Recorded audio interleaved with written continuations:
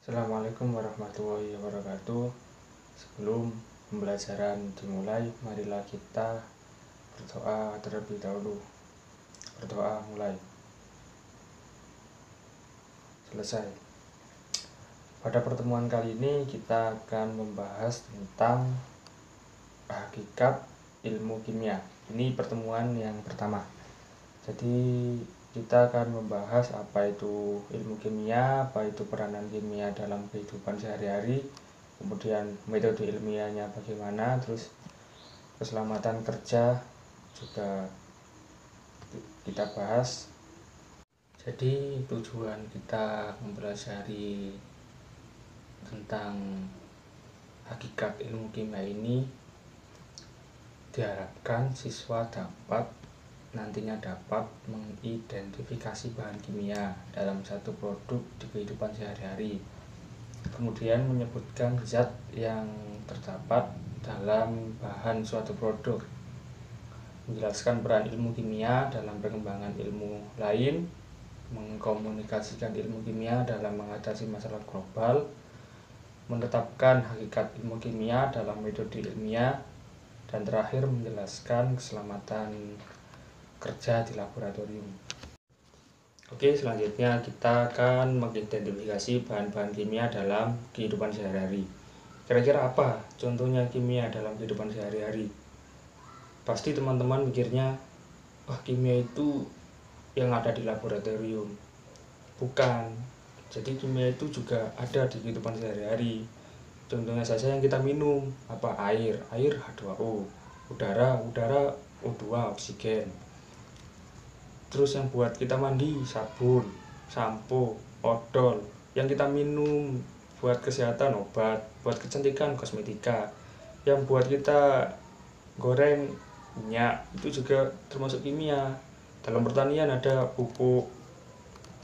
Terus yang kita gunakan untuk bahan bakar, bensin, itu juga kimia yang ada di kehidupan sehari-hari. Jadi teman-teman jangan mikir kimia itu yang ada di laboratorium saja. Jadi dalam kehidupan sehari-hari juga banyak gitu. Sebenarnya kita sudah berdekatan dengan kimia itu sejak lahir, sejak kita masih di kandungan pun sudah berdekatan dengan ilmu kimia. Contohnya saja darah itu juga mengandung unsur-unsur kimia yang ada di kandungan darah itu. Kemudian ini ada kode daur ulang plastik, karena daur ulang produk plastik juga termasuk tugas-tugas dari orang-orang kimia ya. Pernahkah kalian melihat tanda kode daur ulang ini di botol minuman atau di plastik-plastik lain? Nah ini merupakan artinya ada nomor 1, bahannya kuat, dapat dijadikan fiber atau plastik, tidak mudah larut dan tenggelam dalam air. Contohnya botol soda. Kalian lihat di botol soda, apakah ada tanda ini yang angkanya 1? Nah ini ada 2, 3, 4, 5 sampai 6. Kalian bisa baca sendiri. Lanjut, peranan ilmu kimia terhadap ilmu lain. Pertama, pada ilmu farmasi. Dengan ilmu kimia kita dapat menunjang ilmu farmasi, contohnya pada pembuatan obat-obatan. Yang kedua, pada ilmu geologi, kita dapat mengecek kandungan tanah, misalkan tanah yang tercemar atau tanah yang kurang baik. Yang ketiga, pada ilmu pertanian. Dengan ilmu kimia kita dapat membuat pupuk yang baik untuk tanah misalnya.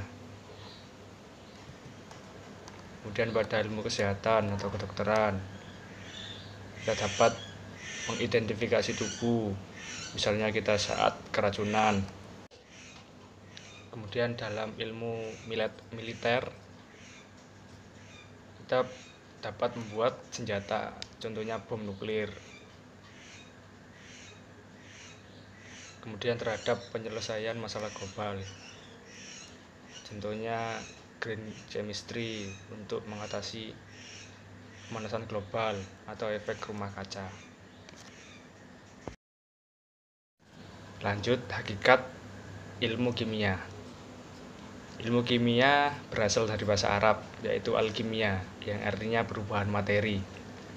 Oleh ilmuwan Arab yang bernama Jabir Ibnu Hayyan, kimia secara singkat diartikan sebagai ilmu yang mempelajari rekayasa materi, yaitu mengubah materi menjadi materi lain. Secara lengkapnya, ilmu kimia adalah ilmu yang mempelajari tentang susunan, struktur, sifat, perubahan, serta energi yang menyertai perubahan zat atau materi. Hakikat ilmu kimia adalah bahwa benda itu bisa mengalami perubahan bentuk maupun susunan partikelnya menjadi bentuk lain, sehingga terjadi deformasi. Perubahan letak susunan ini mempengaruhi sifat-sifat yang berbeda dengan wujud yang semula. Kemudian bagaimana cara kita untuk menerapkan hakikat ilmu kimia terhadap metode ilmiah? Nah, ini adalah langkah-langkahnya. Pertama, kita harus memiliki masalah. Setelah kita memiliki masalah, kita melakukan observasi. Ketika melakukan observasi, kemudian kita merumuskan hipotesis. Setelah itu mengumpulkan data, melakukan eksperimen, menguji hipotesis kita, apakah hipotesis kita ini benar, kemudian perumusan teori, dan merumuskan kesimpulan. Pada tahapan eksperimen, sebaiknya kita memperhatikan keselamatan kerja. Keselamatan kerja di laboratorium merupakan usaha atau tindakan pencegahan agar di dalam kegiatan eksperimen atau kegiatan di laboratorium kita terhindar dari kecelakaan sekecil apapun. Berikut adalah tata tertib ketika berada di laboratorium. Yang pertama, bekerja menggunakan jas lab dan memakai sepatu tertutup. Kenapa memakai sepatu tertutup? Ya, kalau kita eksperimen menggunakan bahan-bahan yang korosif, ketika terjatuh ke kaki kita tidak langsung mengenai kaki. Kemudian tidak diperkenankan makan dan minum di lab. Yang ketiga, alat dan bahan harus sesuai dengan petunjuk praktikum yang diberikan. Tidak boleh asal-asalan. Yang keempat, jika ada praktikum yang tidak mengerti atau ragu-ragu, hendaknya segera bertanya pada guru pembimbingnya. Setelah selesai melakukan percobaan di laboratorium, alat-alat hendaknya dikembalikan ke tempat semula dalam keadaan bersih. Kemudian sebelum meninggalkan lab, meja praktikum harus dalam keadaan bersih. Keran air dan gas ditutup dan kontak listrik dicabut. Lanjut ke penyimpanan bahan kimia. Botol-botol yang berisi bahan kimia disimpan pada rak atau lemari yang disediakan. Jangan mengisi botol sampai penuh. Jangan menggunakan tutup dari kaca untuk botol yang berisi bahan basah.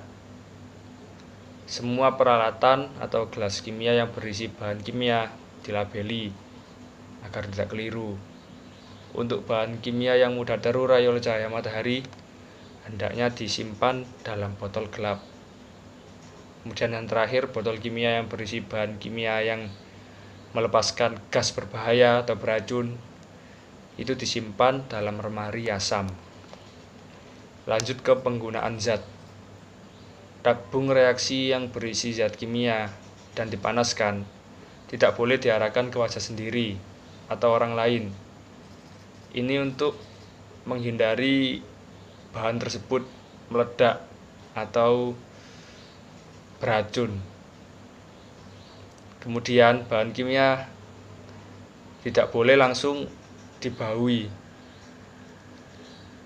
Yang ketiga, larutan kimia yang tumpah di meja atau di lantai segera dibersihkan Takutnya jika larutan asam itu pekat, nanti akan merusak meja itu.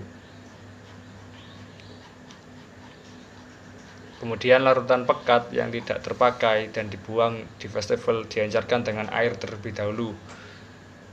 Yang terakhir, mengambil zat secukupnya. Jika berlebih, tidak boleh dikembalikan ke botol asal agar tidak terkontaminasi. Tak terasa beberapa menit berlalu dan materinya juga sudah habis. Semoga pembelajaran hari ini bermanfaat untuk kalian. Wassalamualaikum warahmatullahi wabarakatuh.